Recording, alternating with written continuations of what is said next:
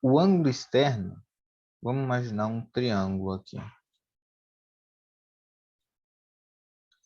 Tem um triângulo com os lados A, B e C.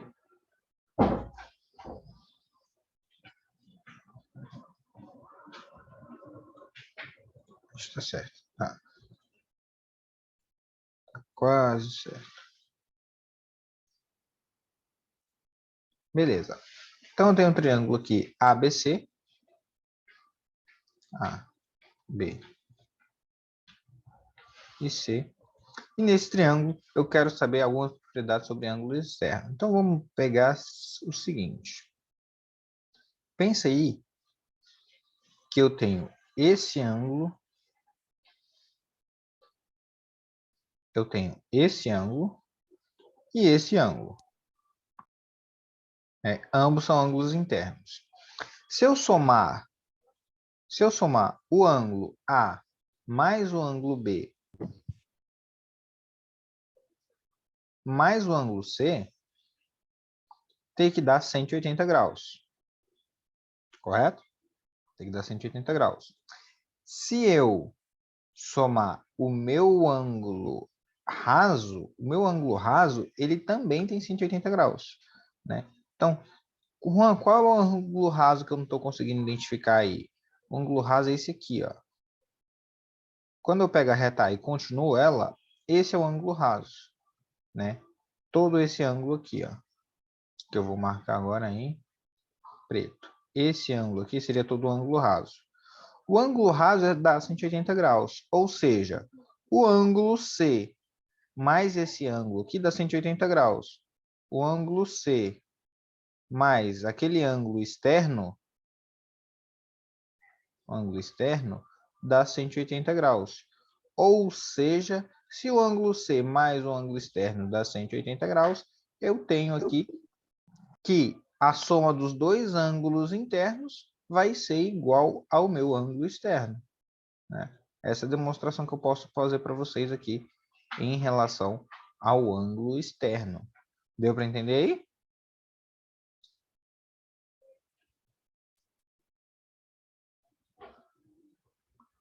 Bom dia, Isadora. Cadê? Nicole?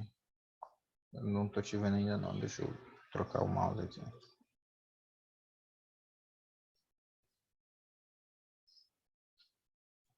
Cadê você, Nicole? Tá, mas quando não tiver a reta, como eu vou descobrir qual é o ângulo externo? Então, você pode fazer vários ângulos externos aqui, né? Por exemplo, a reta a gente que faz. Você pega aqui a reta A e continua. Se você continuar a reta A aqui, qual vai ser o ângulo externo? O ângulo externo vai ser esse aqui, né? Esse aqui é um ângulo externo. E esse ângulo externo vai ser A mais C, né? Ah, Juan, não continue essa reta. Vou continuar essa outra reta aqui, ó. Vou continuar essa reta aqui. Ou seja, se você pegar esse valor de ângulo aqui, ó, agora a gente já vê que é oposto pelo vértice, né? Que também vai ser A mais B. Aqui. A mais B. Ah, Juan, se eu quiser saber sobre esse ângulo aqui, só colocar a reta ao ângulo externo daqui, ó. Coloca a reta aqui. Você vê que o ângulo externo, olha só, esse ângulo aqui teria que dar 180 graus. Que vai ser quem?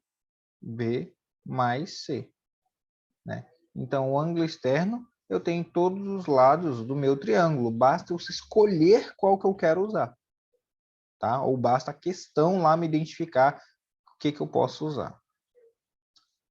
Deu para entender? Beleza. Então, galera, mais alguma dúvida sobre esse capítulo? Ou sobre alguma coisa do capítulo, algum exercício? Você quer que salve essa imagem e te manda? Tá bem feinha. Você quer? Ou não precisa? Não?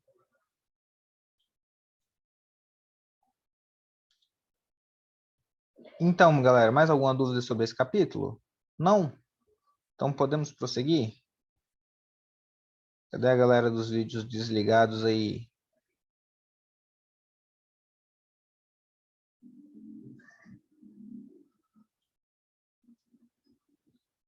Cadê a galera dos vídeos desligados aí? Marco Túlio, Nicole, Samuel.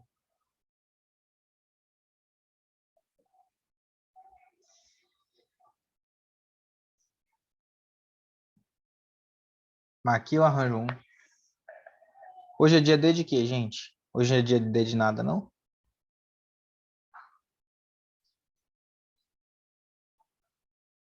Hoje é dia D o quê?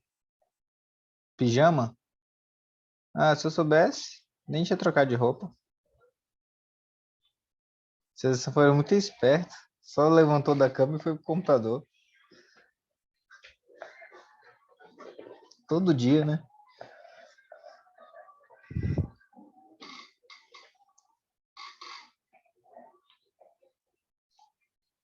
Vamos lá, gente. Então, esse, acho que é esse. Vamos voltar aqui no nosso capítulo. Em vez de estarmos vendo aí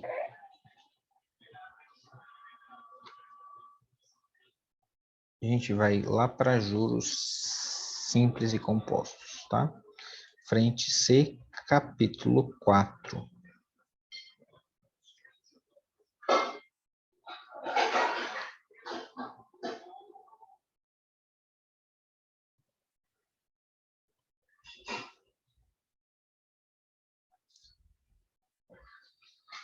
Frente C, capítulo 4.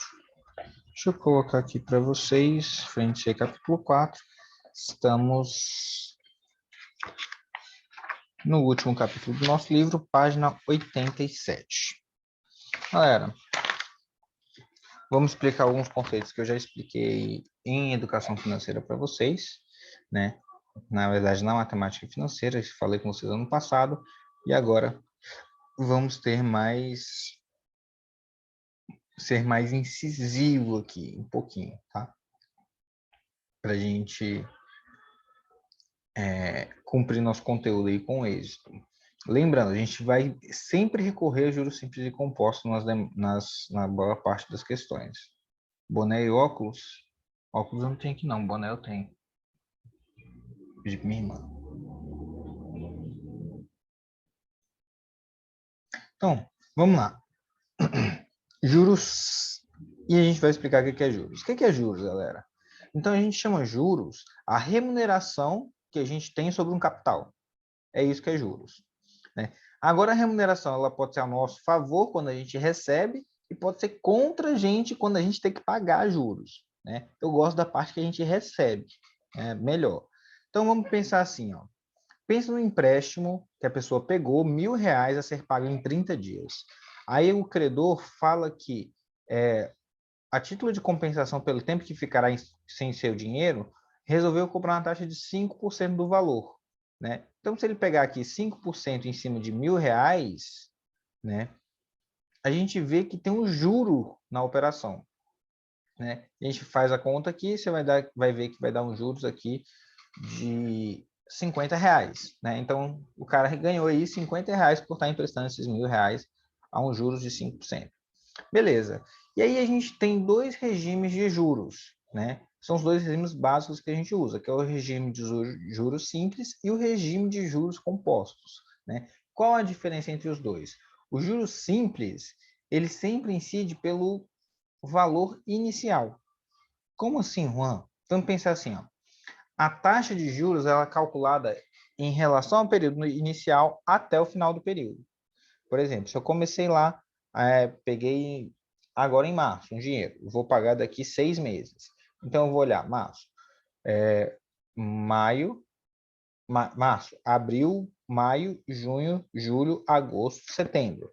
Então, eu vou pagar lá em setembro o dinheiro, né? Como é que eu faço o cálculo de juros simples? Eu vou pegar a quantidade de meses. Opa, vou pegar a quantidade de meses, vou ver aí dessa quantidade de meses, qual é a minha taxa de juros, né? E esse valor aqui vai ser a porcentagem total que eu iria pagar de juros. Por exemplo, se uma pessoa aplica um capital C a uma taxa de 4% ao mês durante 5 meses, então você pode fazer a conta, ó, 4% em 5 meses vai me dar o quê? Conta simples de multiplicação, 20%. 20% no período, né? Aí eu tenho a notação de porcentagem. Eu já expliquei para vocês que a gente pode escrever porcentagem, né? Por exemplo, os 4%, eu posso escrever assim, eu posso escrever os 4%, ou posso escrever 4 sobre 100. Todos eles representam a mesma coisa, né? Todos eles representam a mesma coisa, só está mudando a forma da escrita. Qual é que a gente usa para os cálculos? Esse ou esse, tá? Eu normalmente costumo usar esse aqui. Então, ó, 4% em 5 meses vai me dar 0,2. 0,2 de quem? Do capital, tá? Do capital aplicado. No caso, 0,2 do capital C. Então, é isso que eu tenho. E o que eu determino como montante? Os juros é o que eu ganhei. O montante é o capital mais os juros, né? O montante é sempre o capital mais os juros. Então, montante eu somaria aí o que eu ganhei, que é os juros, mais o capital. E isso é o que eu determinei por montante em juros simples. Na verdade, o montante é sempre isso, capital mais os juros, tá? Então, de maneira simples, o que eu posso calcular aqui? O que eu posso demonstrar? Que os juros vai ser o capital que multiplica a taxa vezes o tempo. Então, juros simples é CIT. Onde o I é a taxa de juros na forma decimal, o C é o capital e o T é o prazo em que o dinheiro fica aplicado, né? A gente tem essas três denominações aí. Então, até aqui, tá tranquilo? Então, ó, normalmente, o que eu quero falar, a taxa de juros e o período, eles têm que estar batendo, tá, gente? Por exemplo, eu não vou colocar uma taxa de juros em mês e colocar o tempo em ano, né? Ou seja, se eu for colocar o tempo, eu tenho que colocar em mês também. E se eu tenho a taxa de juros em ano, eu tenho que colocar o tempo em ano, né? Prestem bastante atenção nisso. Os juros e a taxa ela tem que estar na mesma unidade de tempo, tá? O montante vai ser calculado como o capital mais os juros. Então, se eu tenho que os juros é isso aqui, né? Então, o meu montante vai ser o quê? O capital mais os juros, que é CIT, né? E aí eu posso colocar o meu capital em evidência, colocando meu capital em evidência, eu fico com 1 mais IT, né? Essa é a expressão do meu montante aí que eu utilizo. Juan, posso calcular os juros depois somar? Pode, sem problema nenhum, não tem problema, pode fazer, sem tranquilo, com a cabeça no lugar que vai dar certo, tá? Então, vamos continuar aqui com o exemplo. Vai dar o exemplo depois. Vamos falar sobre juros compostos, depois eu dou o exemplo dos dois, tá? Exemplo de juros compostos. Pensei. Os juros compostos, gente, os juros é como se o montante ele atualizasse a cada período, né? Então, o juros composto, a taxa de juros, ela é calculada sobre o valor atualizado do capital. Então, ele pega a quantia de capital que você tinha, soma os juros daquele outro mês, e, por exemplo, no segundo mês, se você for calcular, o seu capital já vai ser o capital mais os juros que você ganhou no primeiro mês, né? Então, sempre vai ser utilizado essa relação de diferença entre os juros simples e juros compostos, né? Então, vamos supor que uma pessoa tome emprestada uma quantia C a uma taxa de juros compostos de 2% ao mês, durante 3 meses. Ao final desse período, qual será o montante a ser pago pela pessoa? Então, de cara, eu vou fazer o quê? Eu vou pegar 1,02, né? Porque 0,2 representa aí os 2%, né? Os 2%, mais 1, né? Vocês lembrarem lá do ensino fundamental que a gente trabalhava isso, elevado a t, né? Por quê? Porque o juro sempre incide sobre o capital.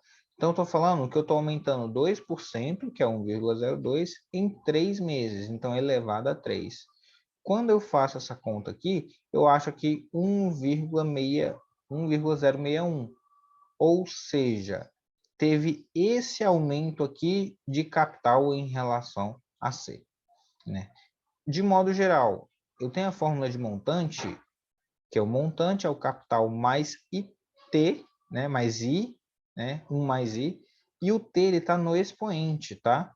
Essa é a grande diferença dos juros compostos. Os juros compostos, o meu tempo está no expoente.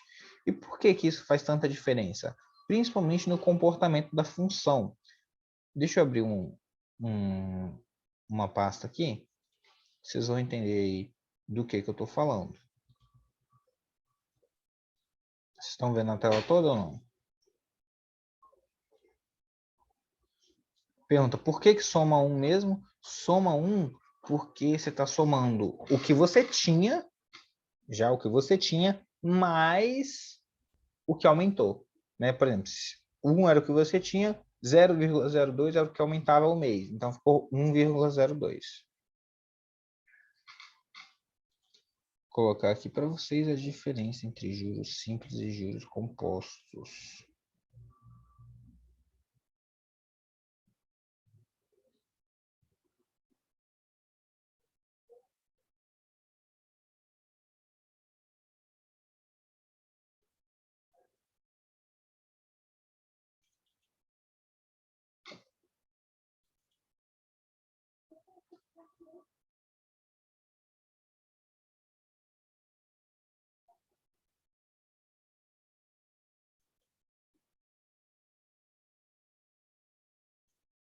Olha só, gente. O que eu quero mostrar para vocês? A diferença entre juros simples e juros compostos. De cara, a gente já percebe aqui a diferença de valores. Por exemplo, vamos colocar aqui na diferença de juros simples e juros compostos. Esse aqui, essa primeira coluna em vermelho aqui, é juros compostos, né? A segunda aqui é juros simples. Então, vamos pensar que eu coloco uma taxa de juros de 1%. 1% ao mês, tá? Quando eu coloco essa taxa de juros de 1% ao mês e faço essa conta, olha só a diferença que dá entre juros simples e juros compostos. Em um mês, 10 centavos. Então, em um mês já é alguma coisa, né? Isso colocando para R$ 1.000 aplicado, né? Aí, vou para o segundo mês, a mesma taxa os dois, 30 centavos. Depois, 60 centavos, R$ 1,01, R$ 1,52. Está vendo que isso vai aumentando? Essa diferença ele vai aumentando significativamente, né? E olha só ao final de... Vamos ver. Ao final de 40... Ao final de 30 anos. Ao final de 30 anos, olha aqui, ó. Ao final de 30 anos, essa coluna aqui. A diferença entre os juros simples e os juros compostos dá 31.350. Aí você fala, ah, Juan, é muita coisa. Não. Em juros compostos, você teria 35 mil. Em juros simples, 4.600. Então, me fala, qual é melhor? Juros simples ou juros compostos? Né? Olha o gráfico como é que faz. Perguntaram qual é o capital inicial? R$ 1.000. R$ 1.000 de capital inicial. Em 30 anos, com a taxa de 1% ao mês, você teria esse valor aqui, tá? E sem aporte nenhum. Então, olha no gráfico como eu queria mostrar para vocês.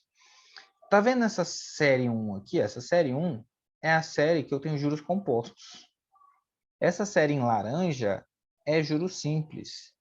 Essa série aqui em laranja de juros simples, ela é uma função linear. É uma função afim, gente. Essa série em azul é uma função exponencial, né? Qual é melhor para receber, né? Para receber é melhor a função exponencial. É óbvio que é a função exponencial. Ah, Juan, se você aumentar a porcentagem de juros aí, colocar 10%, né? 10%, vamos ver quanto que, se faria tanta diferença assim se eu colocasse 10% para juros simples? Né? Deixa eu ver como é que está o processo de conta aqui, só para alterar um pouquinho essa planilha. B1, B2, A5 mais B1. Tá.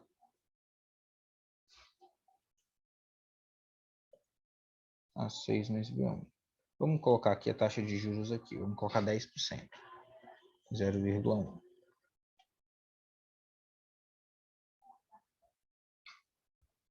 E vamos alterar aqui. Em vez dessa célula ser B2, vamos colocar ela como a C2. E vamos fazer aqui para todo mundo. Parece que deu certo. Então, ó, alterei minha planilha colocando aqui 10% de juros, tá? Juros simples. Vou colocar aqui para vocês, ó, 10% de juros. O mesmo capital. Tá? O mesmo capital. Você acha que vai ter um ponto que vai superar? O que vocês acham? Dentro desses 30 anos, vai superar?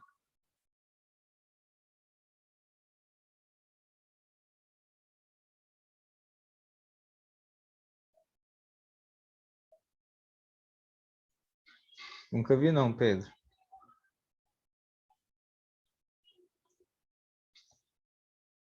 Depois você me manda, deixa eu ver. Então, ó, a gente sabe que 10% de juros simples no período é muita coisa. É 10 vezes mais. Vamos ver se em algum momento vai superar. Ó. Até aqui a diferença só tem crescido, né? Só tem crescido. Continua crescendo. Vamos ver se vai ter um ponto que essa diferença vai diminuir. Eu acredito que não vai diminuir assim não, viu? Não nesse período analisado. Pode ser com mais tempo. Aí, começou a diminuir já. Então, ó, olha a diferença como é que começou a diminuir aqui. A partir do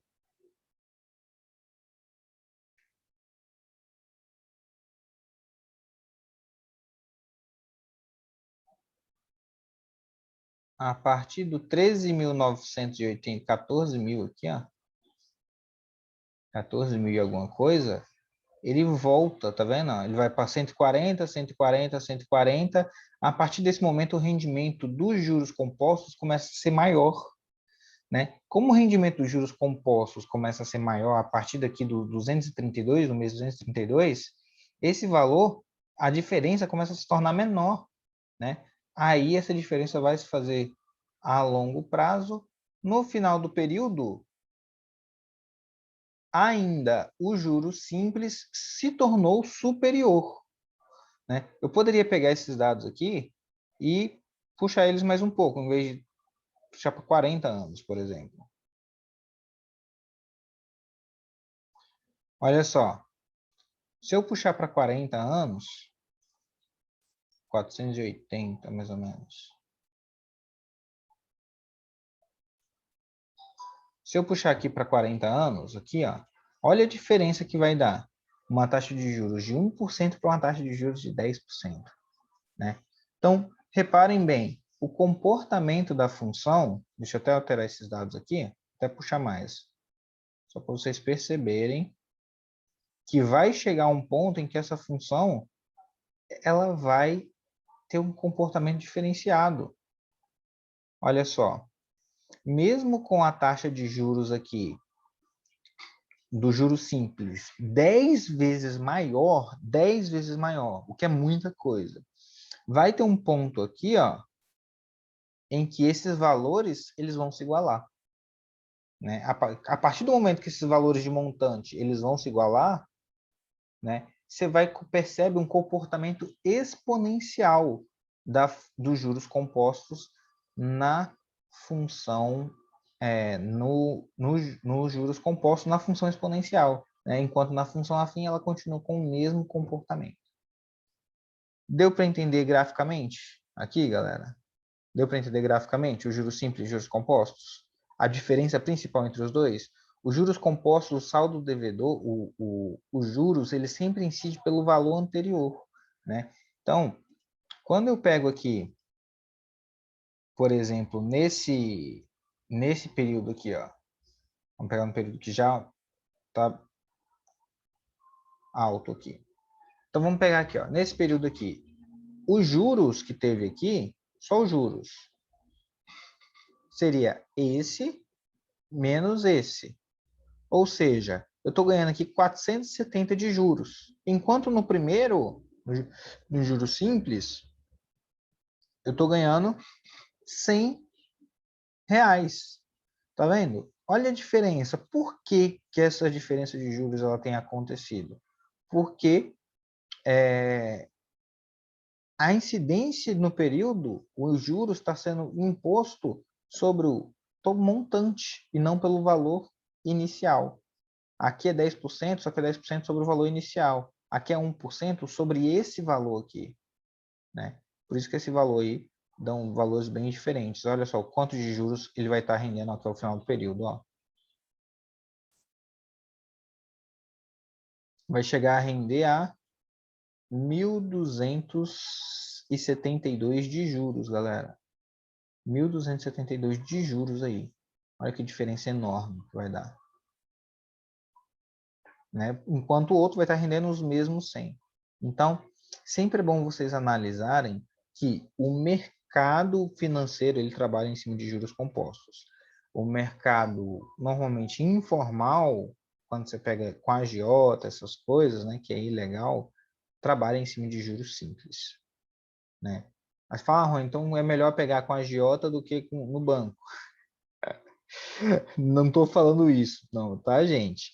Eu estou falando que os juros que a gente trabalha no mercado eles são juros compostos, tá? Juros compostos. Mexer com a agiota não dá certo não, viu, gente? Sai disso. E sai de pegar dinheiro, tá? Vamos montar a nossa reserva, montar aí formas de ganhar para depois você pensar nisso aí no longo prazo. Deixa eu ver o que estão falando aqui.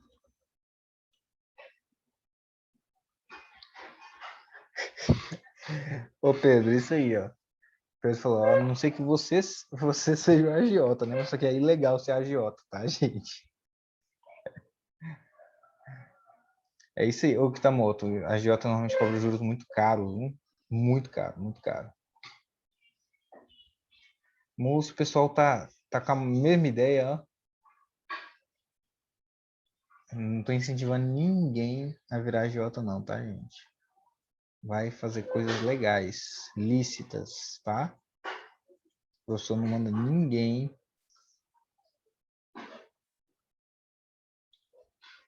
virar agiota, não. É, Pedro, tá bom, viu? Então vamos lá, gente. Olha só. Eu tenho... Quantas horas agora? 10h43, 10h55. Então, eu preciso entender que o dinheiro, né? O dinheiro, ele tem valor no tempo, né? Como o dinheiro tem valor no tempo, então eu posso entender o conceito de amortização, valor presente e valor futuro, tá? O que é amortização? Vamos pensar se você tem uma dívida. Amortizar significa quitar parte daquela dívida, né? Então, olha só. No comércio, É frequente a prática de pagamento de valores posteriores à compra com a inserção de juros. Essa conduta moderna gerou duas nomenclaturas para as quantidades, né? Valor presente e valor futuro, que representam, respectivamente, a quantia no momento inicial da análise e a quantia a ser paga posteriormente. Um exemplo, quando você compra um carro financiado. Tá? O valor futuro apresenta em sua composição o valor presente e os juros que foram embutidos na transição. Então, o valor futuro, né, o valor que vai estar à frente, ele sempre vai ter aí o valor devido mais os juros, né? Ele sempre vai ter uma parcela de amortização, que é o que você vai realmente quitar da dívida, e uma parcela de juros. Sempre vai ser assim. Então, sabe-se que os juros cobrados dependem da taxa pactuada, do prazo da transação e do valor presente. No entanto, a seguir, esses valores são representados respectivamente por I, T e VP, né? Taxa, tempo e valor presente. Considerando uma compra com pagamento para um mês com taxa de juros de 5% ao mês, o valor futuro a ser pago na transação será calculado a seguir. Então, perguntaram assim, ó, essa amortização tem a ver com a valorização ou desvalorização da moeda? Não. Vamos lá. A amortização tem a ver com o quanto você quita de uma dívida ou o quanto você abate de um valor. A valorização ou desvalorização da moeda está relacionado com inflação, tá? Está relacionado com inflação. Então, ó, vamos pensar o seguinte. R$ 500 é o valor presente, você vai pagar em um mês com R$ 5 com 5% de juros ao mês. Então, o meu valor futuro vai ser o meu valor presente, que é o meu valor de R$ 500, mais os 5% do meu valor presente. Então, essa conta que eu faço, ó, valor presente vai ficar 1,05. Né? Se vocês repararem aqui, ó, exatamente o mesmo cálculo de montante. Né? Não muda nada. Ó. 1 mais I, só que o tempo aqui é 1. Oi. O montante é o que mesmo? É o valor que você começa? O montante é o valor final. Então, aqui, ó, o valor final seria o montante. Né? O valor montante é o capital mais os juros. O montante é o capital mais os juros. Então, ó, ou, no caso, eu teria aqui ó, o valor presente mais os juros do período. Né? O valor que eu pagaria hoje mais os juros do período. Então, sempre que você for numa loja, gente, e falar assim, parcela em 2 vezes sem juros, ou parcela pagamento daqui 30 dias sem juros, é tudo mentira, tá? Tudo mentira. Se você for pagar à vista, você tem desconto. Você consegue desconto. Viu? Só uma dica para vocês aí. Então, ó, o valor futuro será de R$ 525. Por quê? Foi 5% em cima de 500, que dá 25, mais os 500, ou 1,05 vezes 500. Tá? Então, esse foi o meu valor futuro. Então, agora eu começo a pensar na noção de valor futuro, né? Que é a mesma noção que eu tenho de valor do montante. Né? O valor futuro é o valor que vai ser lá no futuro. Qual vai ser o meu valor futuro de determinada aplicação, por exemplo? Né? Ou então de determinado empréstimo. Se eu tiver né, a taxa de juros, eu poderia fazer assim, ó, né, para calcular isso. 1 mais I, né, seria 5% sobre 100. 1 mais I, e essa aqui é o meu coeficiente de aumento. Por que, Juan, sempre você coloca 1? Porque quando eu coloco, 20% de aumento. 20% de aumento significa que ele teve um 1, que era o próprio valor que tinha, mais os 20%. Né? Ou seja, por exemplo, o X, né, mais os 20% de quem? De X. Isso dá quanto? 1,2x. Por isso que eu sempre faço o quê? Somo. Por isso que sempre tem um 1. Juan, se aumentar 100%. Então, seria x mais x, né? X mais x que dá quanto? 2x. Ou seja, aumentou 100%. Tá? Era o valor que tinha mais o valor de aumento. A gente precisa entender muito bem esse conceito de valor futuro, tá, gente? Muito bem mesmo. Não só para os vestibulares, mas para a vida de vocês. Então, vamos lá. Quando eu faço o pagamento de uma determinada transação, ele é antecipado, né? Ou seja, se eu vou pagar depois, tem juros. Então, se eu pago antecipado, significa que eu consigo tirar esses juros, certo? Isso, da mesma forma que eu pago juros se eu demorar a pagar, eu consigo tirar juros se eu pagar primeiro, né? E esse é o conceito de amortização. Então, para a retirada dos juros, eu opero de forma inversa. Como assim inversa? Ó, se para chegar no valor, o valor futuro é o valor presente que multiplica isso. Então, se eu passar isso aqui dividindo, eu vou achar o valor presente. Ou seja, se eu pegar o valor futuro e dividir pela minha taxa, pelo meu valor de aumento, eu chego no meu valor presente. Isso para qualquer período que eu tiver. Ou seja, se eu tiver 2 meses, é só eu dividir por 1 mais a taxa elevada a 2. Se eu tiver 4 meses, eu divido o valor futuro por 1 mais i, né, elevado à quarta potência. E assim por diante. Se eu tiver n meses, vai ser o valor futuro dividido por 1 mais i, né, lembrando, sempre tem o 1 mais i, né, 1 mais i, sempre tem um mais i, e esse valor vai estar elevado ao período que eu estou adiantando os juros. Eu gosto de mostrar isso numa linha do tempo, né? Vamos supor que eu tenho a linha do tempo aqui, né? Diversos períodos, tem aqui alguns pagamentos, né? O primeiro valor, tem aqui o segundo valor, o terceiro valor e assim por diante. Aí vamos supor que eu quero, vou fazer agora com números, tá? Que eu quero adiantar essa parcela aqui. Eu quero adiantar essa parcela aqui. Vamos supor que essa seja a entrada,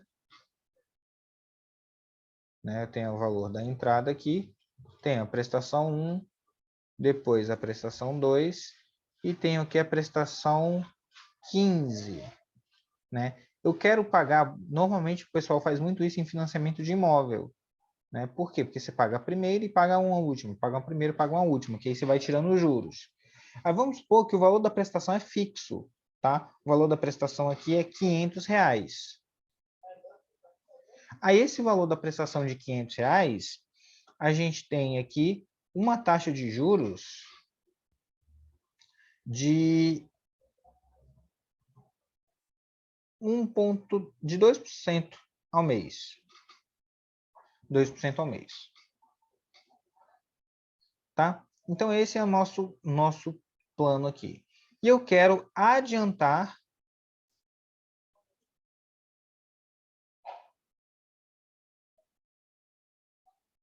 justamente, Pedro. Eu vou ensinar para vocês, tá? Vou ensinar para vocês na aula de educação financeira.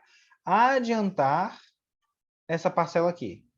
Como é que eu faço para adiantar? Eu posso calcular os juros que eu vou tirar dessa parcela, né? Então, pensei, se toda parcela tem R$ 500, eu vou adiantar essa parcela, significa que eu posso recalcular ela e pagar somente o valor que eu posso, né? Que o valor realmente devido. Então, o valor presente da parcela 15, vamos colocar o valor presente da parcela 15, ele vai ser o valor futuro, que era R$ 500, que eu pago de parcela, dividido por 1,02, elevado a 15. Elevado a 15. Então, significa que o valor presente dessa parcela, deixa eu fazer essa conta aqui na calculadora para vocês. Vocês estão acompanhando, galera? Estão acompanhando? Vai ser, ó, 500 dividido por 1,02. 1,02 significa que é 2% ao mês, elevado a 15. Não é isso? Quando eu resolvo isso aqui, ele vai me dar aí que o valor da prestação ele cai de R$ 500 para R$ 371,50. O que representa isso aqui? Isso aqui representa que só os juros só de juros naquela parcela tem R$ 128,50.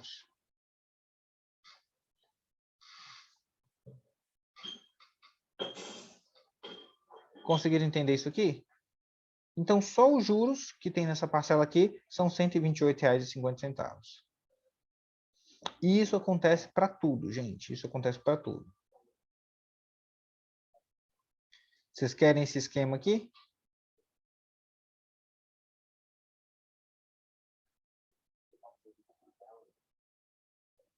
Vamos para continuar nosso conteúdo. Então, ó, sempre que eu quiser um valor presente, eu posso fazer o quê? Pego o valor futuro e trago para o presente. Como é que eu faço isso? Ó, se indo, né, levando o valor do presente para o futuro, eu multiplico. Para trazer o valor do futuro para o presente, eu vou dividir, né? Operação inversa, né? Então, olha só. Um produto é vendido em uma loja a R$ 200 à vista, ou em duas parcelas de 110, sendo uma parcela paga no ato da compra e outra após 30 dias.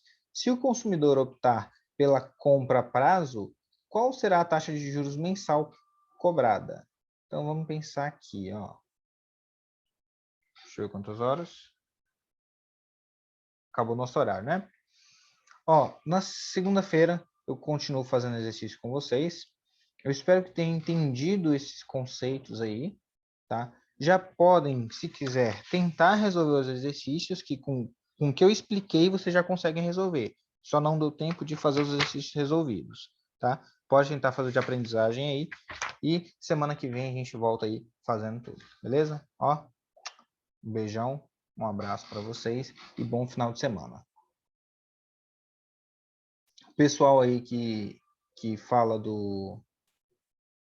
de ter sonhos, né, realizações aí a longo prazo, comprar carro, comprar casa, essas aulas de educação financeira e juros simples e compostos é muito importante que vocês aprendem muita coisa, tá? Tanto de organização quanto quitação de dívidas, tudo isso. Então, falou.